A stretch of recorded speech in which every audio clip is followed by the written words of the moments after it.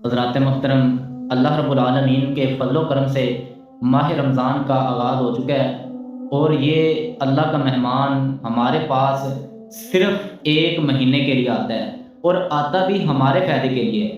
اس لیے ہمیں اللہ رب العالمین کا شکر ادا کرنا چاہیے کہ اللہ رب العالمین نے ہمیں زندگی کے اندر ایک دفعہ پھر یہ موقع دیا، ایک دفعہ پھر رمضان مبارک کا مہینہ نصیب فرمایا، تاکہ ہم اپنے گناہوں کی بخشش کرا سکیں، اپنے گناہوں کی معافی طلب کر سکیں۔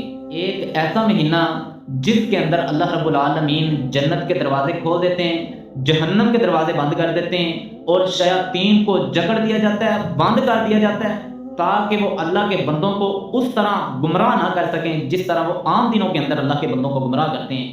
دیکھیں نا، اللہ اپنے بندے سے کتنی محبت کرتا ہے۔ پہلے تو عام دنوں کے اندر بندے کا بہانہ یہ ہوتا ہے کہ یار شیطان اللہ کی طرف آنے نہیں دیتا، اللہ کی طرف راغب ہونے نہیں دیتا، اللہ کی بندگی کرنے نہیں دیتا۔ تو رمضان المبارک کے اندر اللہ رب العالمین نے اپنے بندے کا یہ بہانہ بھی دور کر دیا۔ ایک ایسا مہینہ جس کے اندر اللہ رب العالمین ہر رات بہت سے لوگوں کو جہنم سے آزاد کرتے ہیں اور جنت کا داخلہ عطا کرتے ہیں۔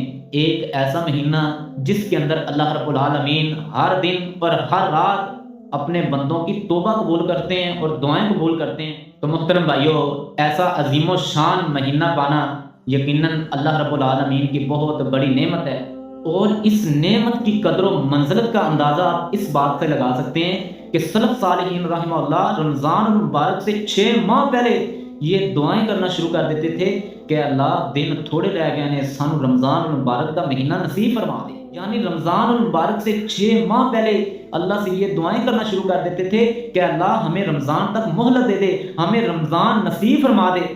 پھر جب ان کی زندگی کے اندر رمضان المبارک کا بابرکت مہینہ آ جاتا تو رمضان کے اندر وہ جو نیکیاں کرتے، روزے رکھتے، اللہ کی عبادت کرتے، اللہ کی بندگی کرتے، تو رمضان المبارک کے جانے کے بعد 6 مہینے یہ دعا کرتے رہتے کہ اللہ جو ہم نے رمضان المبارک کے اندر تیری عبادت کی ہے، تیری بندگی کی ہے، جو ہم نے روزے رکھے ہیں، اے اللہ ان کو قبول فرما لے، اے اللہ ان کو اپنی بارگاہ کے اندر قبول فرما لے۔ یعنی کہ ان کو شک ہوا کرتا تھا کہ پتہ نہیں ہماری عبادت قبول بھی ہوئی ہے یا نہیں۔ یعنی کہ رمضان کے اندر وہ عبادت کرتے اور اس کے بعد 6 مہینے یہ دعا کرتے رہتے کہ اے اللہ ہماری وہ عبادت کی ہوئی قبول فرما لے۔ یہ تو اللہ کی شان ہے نا، اللہ قبول کر لے، کیونکہ ان کو پتا تھا کہ یہ مہینہ کس قدر ہے۔ تو محترم بھائیو، ذرا آپ اپنے دل و دماغ کے اندر تصور کیجئے، ذرا غور و فکر کیجئے کہ ہمارے کتنے ہی رشتہ دار، کتنے ہی دوست احباب پچھلے رمضان المبارک کے اندر ہمارے ساتھ تھے، ہمارے درمیان تھے، ہمارے بیچ تھے، لیکن اس رمضان المبارک کے اندر وہ ہمارے ساتھ نہیں ہیں۔ یہ رمضان المبارک کا ببرکت مہینہ اللہ رب العالمین نے ان کو نصیب نہیں فرمایا۔ وہ اس رمضان سے پہلے ہی اللہ کو جا ملے ہیں، لیکن ہمیں اللہ رب العالمین نے دوبارہ موقع دیا ہے، رمضان المبارک کا ببرکت مہینہ نصیب فرمایا ہے، ہمیں زندگی دی ہے، تندرستی دی ہے، تاکہ ہم اللہ رب العالمین کو راضی کر سکیں، اپنے گناہوں کی بخشش مانگ سکیں۔ اور یہ بھی ہو سکتا ہے کہ یہ رمضان ہماری زندگی کا آخری رمضان ہو، اگلے رمضان تک شاید ہم زندہ نہ رہیں، اگلے رمضان سے پہلے ہو سکتا ہے ہم اللہ کو جا ملیں۔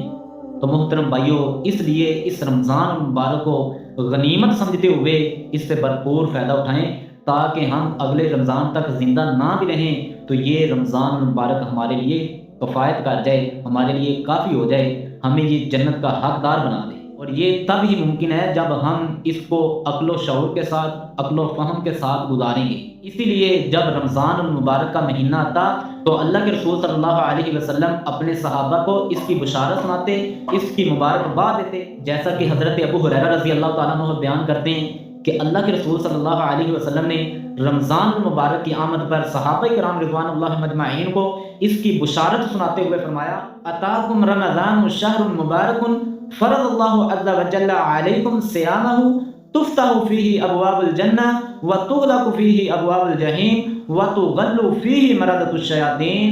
اے میرے صحابہ، تم پر رمضان المبارک کا مہینہ آ چکا ہے جو کہ بابرکت مہینہ ہے۔